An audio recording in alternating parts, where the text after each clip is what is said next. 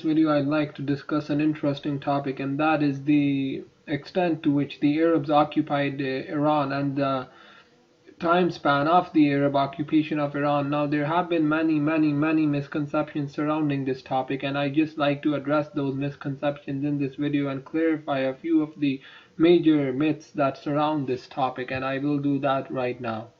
So the Arab occupation of Iran began officially in 651 when the last bastions of the Sassanid Empire fell, and this occupation effectively began at this period and not before, because it took a while for the Arabs to consolidate their gains, and by 651 the Arabs were firmly in control of most of Iran, and this is when the occupation began.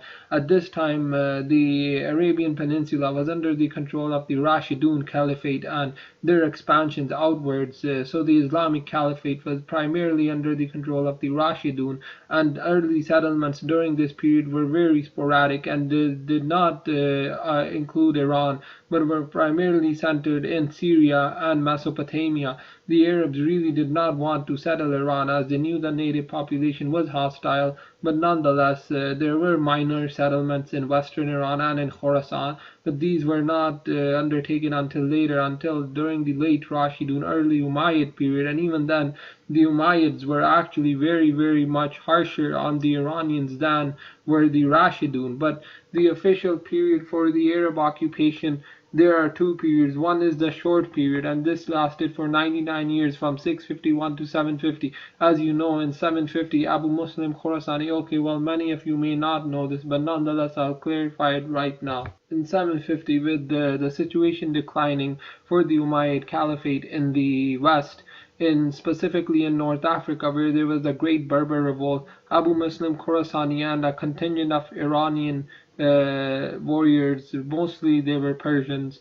There was a small Arab contingent, and these were the ones who were leading the Abbasids. Obviously, they overthrew the Umayyads after the Battle of the Zab, and this battle effectively ended the Umayyad period. It led to a greater tolerance of Iranians and the movement of Iranians into greater positions of power, academia, etc. And this was a rapid ascension for the Iranians. Many Iranians did convert to Islam as well during the Abbasid period, but most of the conversions did take place during the nativist period which followed this period. Nonetheless, the Abbasid period was much more tolerant than the Umayyad period. Yes, Arabic was still the primary language and Arabs were still a part of the bureaucracy, but nonetheless most of these Arabs were highly Persianized in their courtly life and in their daily life. They did speak Persian. These were obviously the Abbasids, and the Abbasids did not promote Persian culture, but nonetheless they did promote Persian culture within their court, and much of the Persian academia was also promoted by them,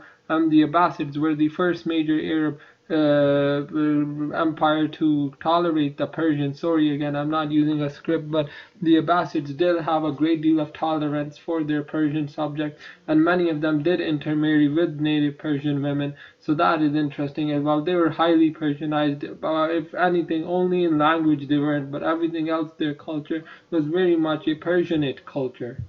While the Abbasids did suppress nativist Zoroastrian-based Persian uprisings, they did support Persian Muslims in positions of power, and this is eventually what led to the emergence of the Tahirids. The amount of autonomy granted by the Abbasid elite to the Persians was incredible, and it allowed for the Persians to establish themselves independently. And not only this, but also prior to the rise of the Abbasids, their most notable prior to the rise of the Tahirids, the most notable viziers of the Abbasid Caliphate were the Barmakids, and they were a Persian family of Buddhist origins from Balkh, which is today in northern Afghanistan. And this is quite remarkable that these individuals were highly Persian. You know, they may have been Buddhists, but their culture were Persian, their language was Persian, and that they were chosen to be the viziers of the Abbasid Caliphate, which at the time was the most powerful state in the world, and they reached their peak under Harun al-Rashid, and ultimately they fell after his reign. But nonetheless, the Persians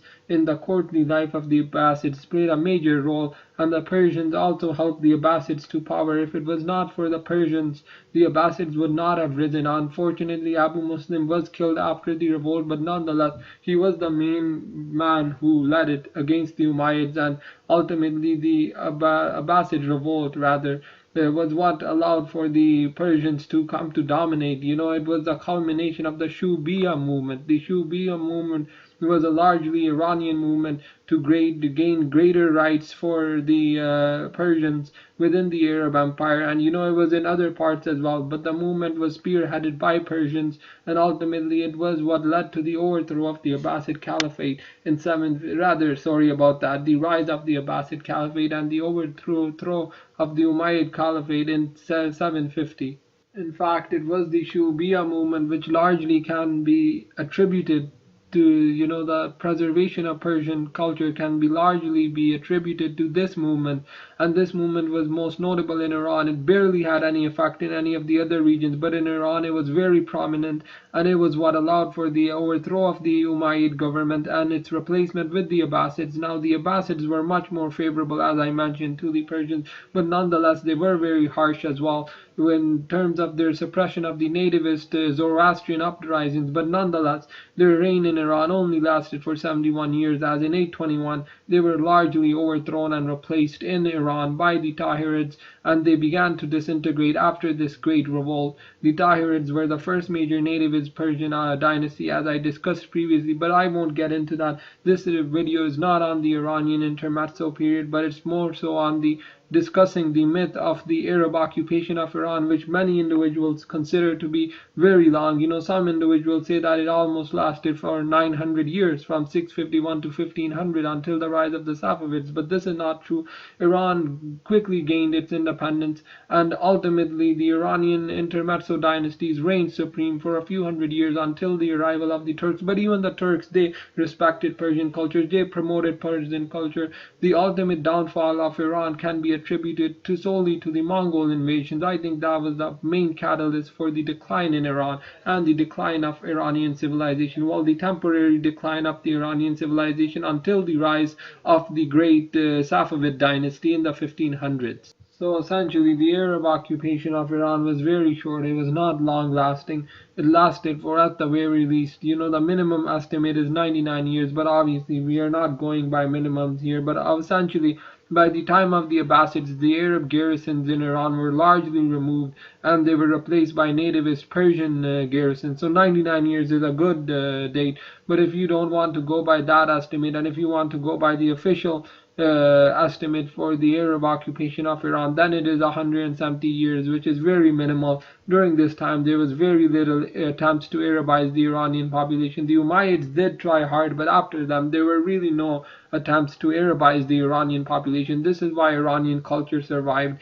And while many Iranians did begin to speak Arabic in terms of their academia and in terms of intellectual life, nonetheless, most of them continued to speak Persian at home. They made sure to preserve their Persian culture because they really did dislike the Arabs. And because of their efforts, their Persian language and culture was preserved. It was a very tough job for the ancestors of contemporary Iranians to preserve their cultural heritage, but nonetheless they did succeed, and that is why today Iran is largely a Persian nation and not an Arab nation. The Arabs did succeed in Arabizing every population west of Iran, all the way up to the Maghreb and even into North Africa.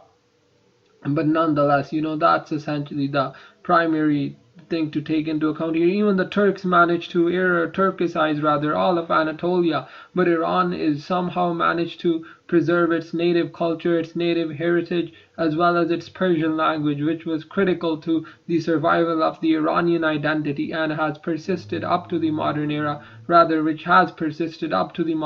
largely because of the sacrifices made of the ancestors of the contemporary Iranians, and no Iranian should forget the sacrifices their ancestors made in the face of Arab onslaughts and the Arabization policies of the Umayyads. Furthermore, Arab settlement in Iran was also very limited. In total, there may have been no more than 50,000 to 150,000 Arab settlers in Iran, the majority of whom settled in Iranian Khorasan, and a minority of them settled in contemporary Ahwaz and western Iran. But nonetheless, the Arab settlements in Iran were very limited. The Arabs had almost no impact on Iranian genetics.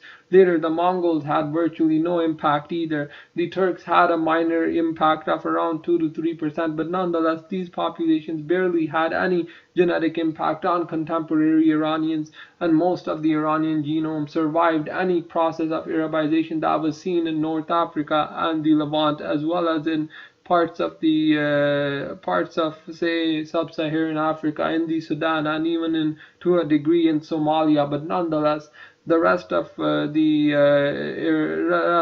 the rest of the Islamic world survived much of this Arab onslaught. Those populations which are today do not speak Arabic have barely any Arab ancestry at all, and Iranians are one of those populations. And that's essentially it for this video. So again, the Arab occupation of Iran did not last around 900 years. It was very minimal rather, and it only lasted for around 99 to 170 years. Both estimates are valid, but the Arab occupation really ended with the fall of the Umayyad dynasty in 750 and the arrival of Abu Muslim Khorasani and his Shu'ubiyya-led Persian partisans, who managed to overwhelm and defeat the Umayyad army at the Battle of the Zab and replace the Umayyad dynasty with the Abbasids. Now, this was not the best of decisions, but nonetheless, it gave Iranians some breathing room, and it's ultimately the reason why the Iranian identity is preserved today. Now, I just have one final announcement before I wrap up this video. All I want to say is that my history series will resume very shortly. I'm just making these videos right now for, I think it's just interesting topics that should be covered, and I still have to get through my channel spotlight series. But once I finish that, then I will resume my history series, and the next episode will deal with Darius the Great, his rise to power and his conquest of the Indus River Valley.